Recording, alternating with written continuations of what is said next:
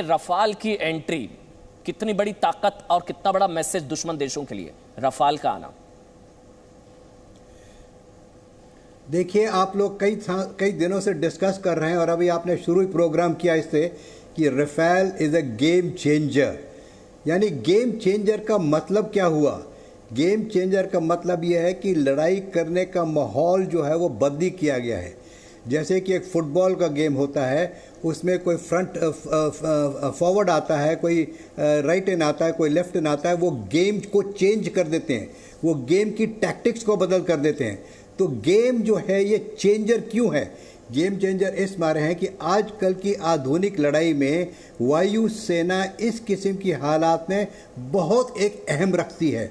मैं समझता हूं ये तो एयर मार्शल साहब और छटवाल साहब बहुत डिटेल में बताएंगे आपको शायद, लेकिन इस किस्म की लड़ाई में अगर, मैं बहुत ज़ोर से कह रहा हूं, अगर लड़ाई का माहौल बन गया भारत और चीन के बीच में और ये बातचीत से मसला हल नहीं हुआ, तो सबसे पहला औजार फायर किया जाएगा, the first instrument which will be launched for war will be an aircraft. सबसे पहले एयरक्राफ्ट जाएगा। और एयरक्राफ्ट जाएगा कहाँ? वो ये यकीन करेगा कि दुश्मन के हवाई अड्डे जो हैं जहाँ से वो अपने एयरक्राफ्ट को उड़ा सकता है, उनको नाकामयाब कर दिया जाए, उनको ज़ीरो कर दिया जाए, उनको डिस्ट्रॉय कर दिया जाए, उनको अनफिट फॉर फ्लाइंग कर दिया जाए। दूसरा, जो दुश्मन के समान लॉजिस्टिक सपोर्ट के रास्ते हैं, जैसे कि जो रास्तों में कोई डिफाइल हो, कोई ब्रिजेज हो, जिससे कि उनको डिस्ट्रॉय कर दिया जाए तो उसकी लॉजिस्टिक्स नहीं आ सकेगी, तो वो एक आइसोलेशन फॉर्म हो जाएगी। तो एयरफोर्स कुछ ही मिनटों में रफाल के आने के बाद ये फॉरवर्ड, जैसे मैंने आपको बताया, राइट इन लेफ्ट इन बताया, गेम चेंज करेंगे कि ना तो चाइना के जहाज उड़ पाएंगे ना वो इनकी मदद कर पाएंगे। उससे क्या होगा कि जब भारत की फुट सेना यानी कि आर्मी कोई एक्शन करेगी, उसमें पहली बात तो चीन की हवाई फोर्स जो है कुछ एक्टिविटी नहीं कर पाएगी। दूसरी बात, जैसे कि एयर मार्शल साहब ने बताया, इन्होंने he is experienced in putting laser bombs. आज की तारीख में रफाल के साथ, और रफाल के अलावा और भी बहुत जहाज़ हैं हमारे पास, और भी बहुत एमिनेशंस हैं। छतवाल साहब इसका बड़ा ज्ञान रखते हैं, जो कि बालाकोट में इस्तेमाल हुआ, जो कि पिन पॉइंट टारगेट लेता है। तो जहाँ भी भारत सेना चाहेगी, हाँ जी, और जहाँ भी भारत सेना चाहेगी वहाँ पे एयरफोर्स की ज़रूरी नहीं यही रफाल हो, हमारे पास और बहुत हथियार हैं, उनसे उनकी पिन पॉइंट जो ऑब्जेक्टिव्स हैं, यानी कि जो उनके डिफेंस वर्क्स हैं, जो उनके बंकर्स हैं, जो उनकी डिफेंसेस हैं, उसको नष्ट कर सकती है। नष्ट किया है इन्होंने पहले 21 साल पहले, आज उसकी और काबिलियत रखते हैं। नष्ट किया इन्होंने बालाकोट में। तीसरी बात, जो हमारे आज के आधुनिक, मैं ज़्यादा एयरफोर्स की बात इसमारे कर रहा हूँ क्योंकि दोनों एयरफोर्स के ऑफिसर बैठे हैं, और आपने भी ज़्यादा रफाल की बात की। हमारे पास चिनॉक और आधुनिक ये अपैची आ गया है helicopter. These are attack helicopter, यानी कि ये स्टैंड ऑफ डिस्टेंस से एनिमी ऑब्जेक्टिव्स को नष्ट कर सकते हैं फायर से।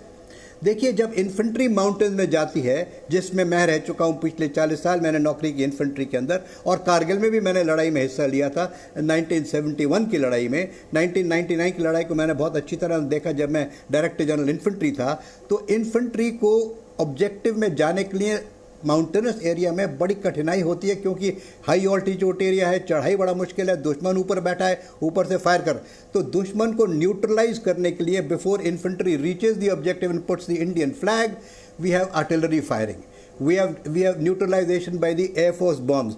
सो आज की तारीख में सब मिला के जो एयरफोर्स की ताकत हमारे पास है, वो इस किस्म की ताकत है कि they will be able to isolate the battlefield, they will be able to soften the target, यानी कि जो टारगेट एरिया जिसमें इन्फेंट्री को जाना है उसको सॉफ्ट कर देगी, और हमारी आर्टिलरी उसको काफ़ी हद तक नष्ट कर देगी। इतनी जब बैटल सिचुएशन बन जाएगी, जब दुश्मन के जो बैक्स हैं, जिसको आप कहेंगे फुटबॉल फील्ड में, वो तितर बितर हो जाएंगे, ख़त्म हो जाएंगे, तो गोल में गोल मारना आसान हो जाएगा, यानी कि ऑब्जेक्टिव को कैप्चर करना आसान हो जाएगा। तो इस किस्म से एक तजवीज़ बनती है। यही पीएम की तरफ से कहा यही तो मैं आपको समझा रहा हूं कि एक देखिए, फौज की तजवीज़ जब बनती है ना, आजकल की तारीख में आप सुनते हैं जॉइंटमैनशिप।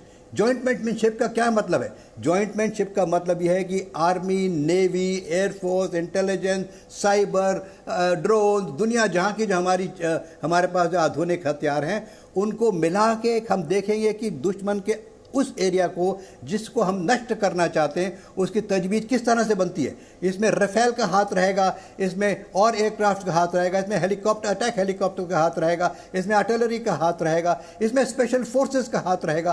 तो आप ये समझ लीजिए कि चाइना को इस समय ये समझना चाहिए कि एक फॉरवर्ड, सेंटर फॉरवर्ड एक नया आ गया है और ये ऐसी हरकत करेगा कि the objective will be easily isolated for the Indian army to capture. बिल्कुल सर, इसीलिए प्रधानमंत्री की तरफ से भी कहा गया था, जब लद्दाख में उनकी गलवान गर्जना थी तब भी मैं सर आपके साथ था, तो प्रधानमंत्री ने भी कहा था कि वीरता शांति की पहली शर्त है ना छतवाल साहब, वीरता शांति